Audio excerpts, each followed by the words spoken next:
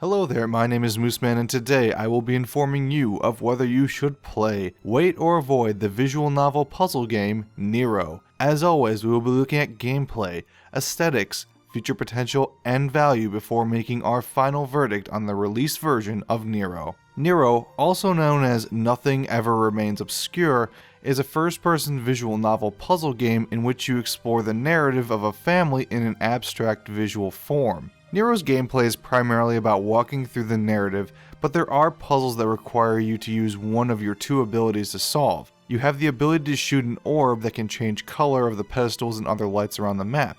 This can be used to activate switches from a distance that you cannot reach with your hands. The second ability comes when you meet your partner. You can tell your partner to go stand in a location, allowing you to hit multiple switches at once. The problem is that most of the puzzles in the game are so simple that they provide absolutely no challenge to anyone with a history in puzzle games. Every puzzle in the game is at the difficulty of some of the first dungeons in Skyrim, where within seconds of looking around at the environment you can tell exactly what to do. All of the quests in the game are some form of pushing a button on the ground or on a pedestal, and then watching what happens or figuring out the relation of the button to the environment. The only real challenge in the game is hitting things with your activation orb ability due to the strange level of bullet drop the orb has, and I don't think that really qualifies as in-depth gameplay. Normally I spend a lot more time on gameplay, but as this game is primarily designed around the aesthetic and story, we will need to look in depth at how the game handles the world of the story, even with simplistic gameplay.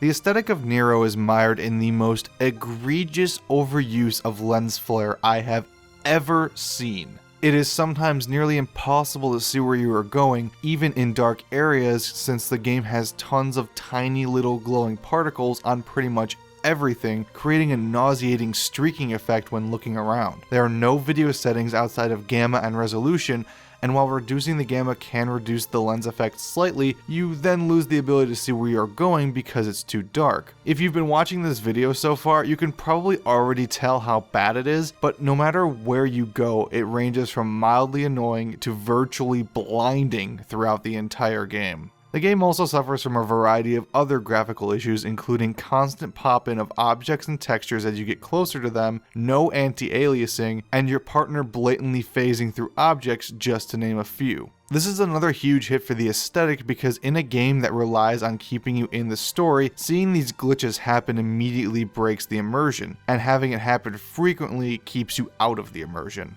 The game does have some positive aesthetic qualities, however. If you can look past the lens flare, some of the environments are really cool looking, especially in the bigger rooms when you can look up and see the huge ruins. As you're progressing through months of the story quickly, the game changes environments quickly and sometimes drastically, where at one moment you will be in a large forest and the next a corridor in a hospital. The game does this transition well and merges the different areas together in a way that enhances the abstract feeling. The cinematics in the game are probably the most impressive part of the game and really feel out of place in comparison to the actual game visuals, especially in terms of the lighting. Water and water effects also look great in the cinematics, but then look like jello on the ground in-game.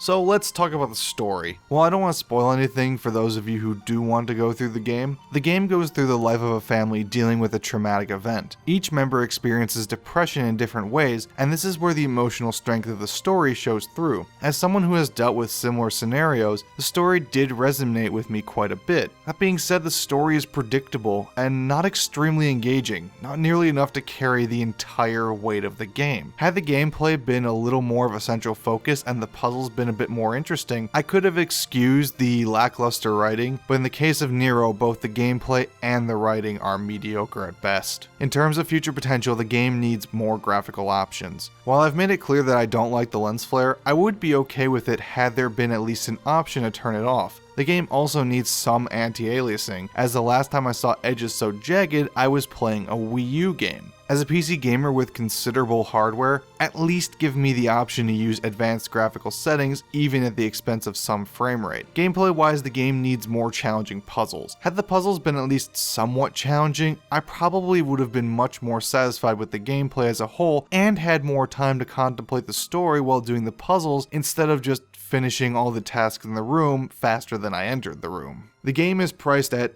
$20, and this is ridiculous for the amount and quality of gameplay present. My playthrough took me less than an hour and a half to complete, and while I didn't spend the time to get all the collectible pictures, I in no way rushed through this game. While gameplay length isn't always indicative of quality, I expected a bit more of everything considering the $20 price tag. The story alone should have been much longer, and looking back on it, this 1300 word review probably comes pretty close to the same length as the entire story. While N.E.R.O's story is one that will invoke some emotion in you, especially if you've dealt with personal loss or depression, the story isn't nearly good enough alone to justify the purchase. The lens flare alone is enough to make me want to give this game the verdict of a void just because it's nearly unplayable at times, but if you combine that with the overly simplistic puzzles that show no innovation or thought and a predictable, mediocre story, you have a game that definitely deserves the verdict of a void. If you really want to experience the story, just go watch a Let's Play, because there isn't enough of anything in this game to come close to justifying the $20 purchase. Thank you for watching this episode of Play, Wait or Avoid. Don't forget to like and subscribe to the channel for more news, reviews, and other gaming commentary. If you would like to watch another review, the last review I did was for the game Man-O-War Corsair, a naval combat game in the Warhammer universe. Or you can try out my review of Chiku, a platformer that combines the characteristics of Super Meat Boy and Flappy Bird.